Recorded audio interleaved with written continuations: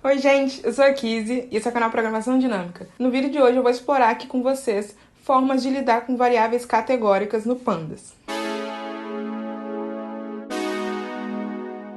E o que é uma variável categórica? Eu achei uma definição aqui na Wikipedia e ela me parece bastante satisfatória, então a gente vai utilizar ela. Segundo a Wikipedia, uma variável categórica é uma variável estatística medida em uma escala nominal, cujas categorias identificam a sociedade da classe ou de grupo.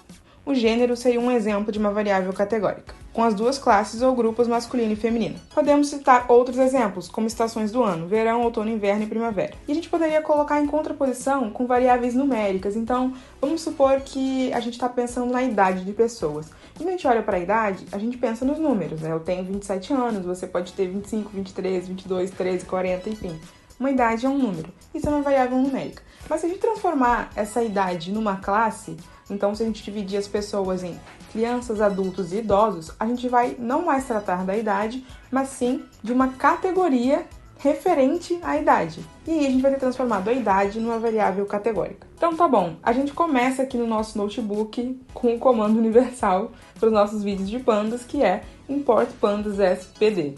E nesse vídeo eu vou utilizar os microdados do Enem, que é um conjunto de dados que eu já usei muito aqui no canal, nos vídeos de análise de dados, e eu vou aproveitar para mostrar para a maioria das pessoas que acompanham aqui o canal como que a gente faz para importar um conjunto de dados parcialmente. Eu já falei isso em outros vídeos, mas eu vou fazer isso aqui de novo.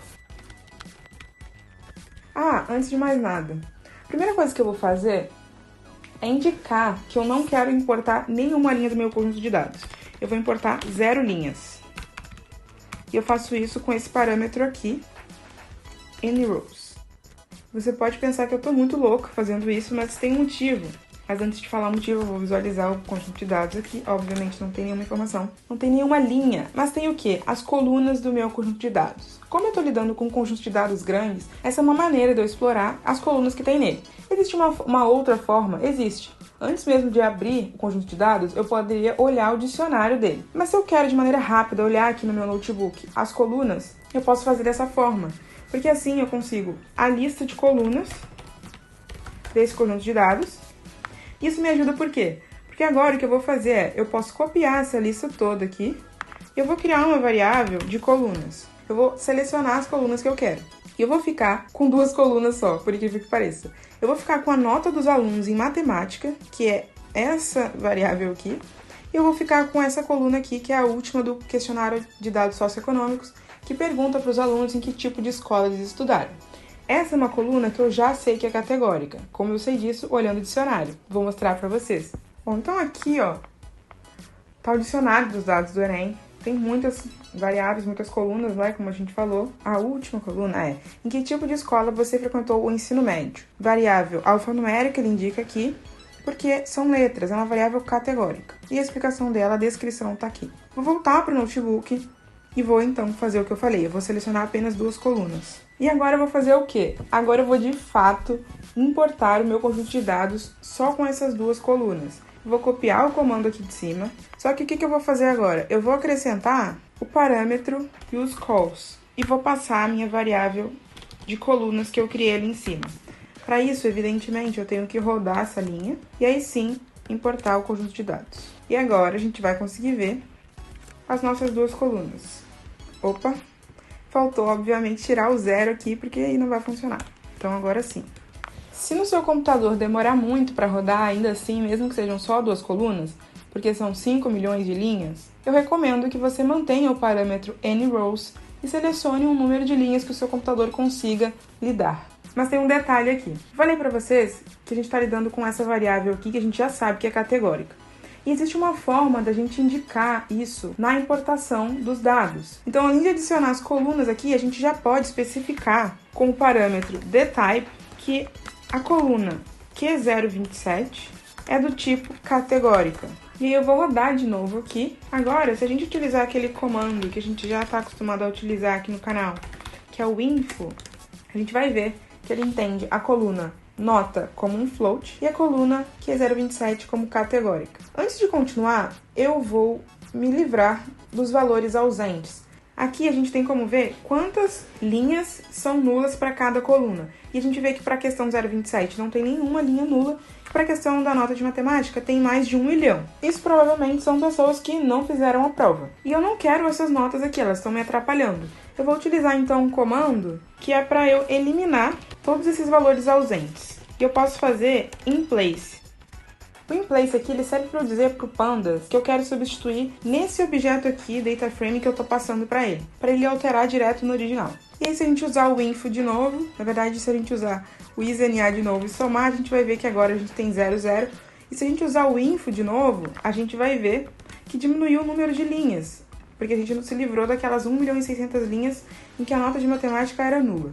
Agora, tem mais duas coisas que eu quero fazer aqui nesse vídeo. A primeira é transformar essa variável Q027 categórica alfanumérica, ou seja, com letras, numa variável numérica. E a segunda é transformar essa coluna aqui de variável float, variável numérica, em uma variável categórica. Uma vez que a gente já importou a variável Q027 como categórica, a nossa vida vai ficar um pouco mais fácil. Não foi à toa que eu utilizei essa nomenclatura aqui. Porque por ela ser categórica, é possível a gente pedir para o Pandas códigos correspondentes às nossas letras. Então, se você ver aqui, quando a gente faz isso, ele transformou aqueles valores alfanuméricos já em números. Então, para a gente ter uma coluna que corresponde à coluna anterior com letras com números, basta a gente atribuir esse chamado aqui, esse comando, a uma nova coluna. Eu vou criar uma nova coluna aqui, dessa forma. E uma forma de a gente validar isso é assim, ó. A gente vê os valores para as colunas. Então, se a gente usar o comando value counts, a gente consegue contar quantas vezes cada valor aparece na coluna. E se a gente fizer o mesmo para essa outra coluna, a gente vai ver que são equivalentes de fato, como deveriam ser.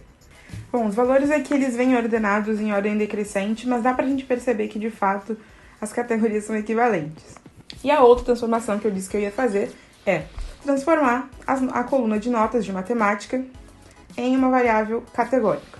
Eu vou mais uma vez rodar o head aqui pra gente ver sem os nuns, né, os naughty numbers, porque a gente já excluiu. E para isso, para fazer essa transformação, a gente vai utilizar um método que se chama cut do Pandas. Então, o que a gente pode fazer é o seguinte, a gente vai utilizar pandas.cut e vai passar a coluna que a gente quer transformar. E vai passar também os bins, que vão ser os extremos, os intervalos que a gente vai dividir. Então, é interessante que a gente saiba como varia os valores da nossa coluna para a gente poder definir esses bins. Para saber como varia essa minha coluna, eu vou utilizar o comando describe. Aqui, ó, eu consigo ver que a média aritmética simples dessa coluna é 535, o mínimo é 0, o máximo é 9961. Legal. Então, eu vou dividir aqui as minhas notas a princípio, partindo do 0, 400, 600, 800. Vou fazer esses valores. Quando eu faço isso aqui, eu estou dizendo que vai ter uma categoria que vai de 0 a 400, uma que vai de 400 a 600, uma que vai de 600 a 800 e a outra que vai de 800 até o máximo, que aqui a gente está vendo que é 996. E eu também posso passar labels, né? Rótulos para essas categorias que eu vou criar. Então, eu vou dividir em nota baixa, nota média e nota alta. Uma categoria bem simples, sem muita elucubração. E a gente roda. Ah, faltou aqui igual. Pronto. A gente vê que ele separou em categorias baixa, média e alta. E a gente pode, por exemplo, pedir para ele contar esses valores pra gente.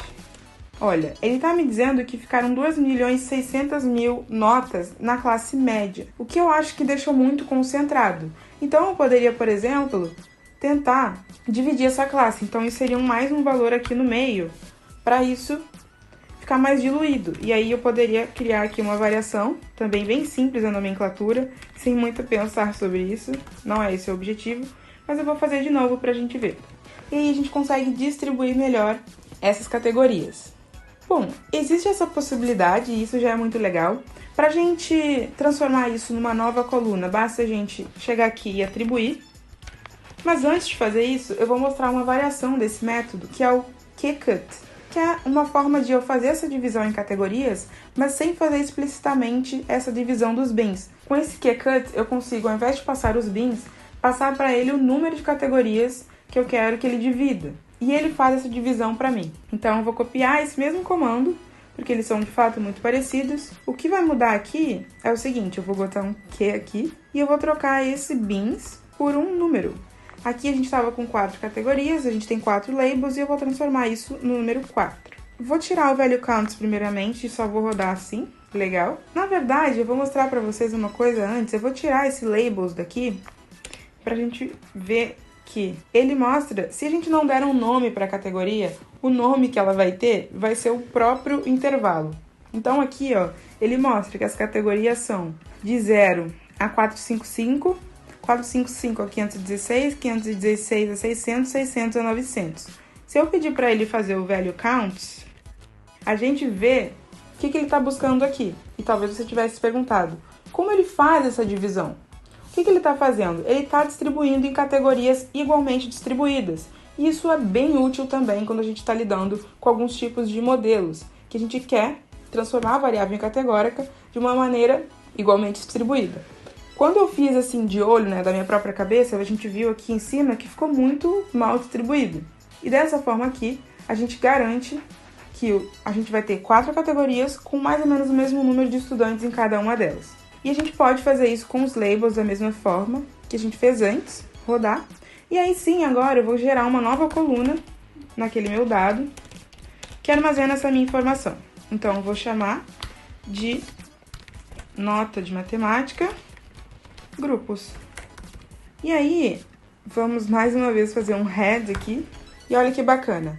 Agora a gente tem essa categoria aqui no nosso conjunto de dados.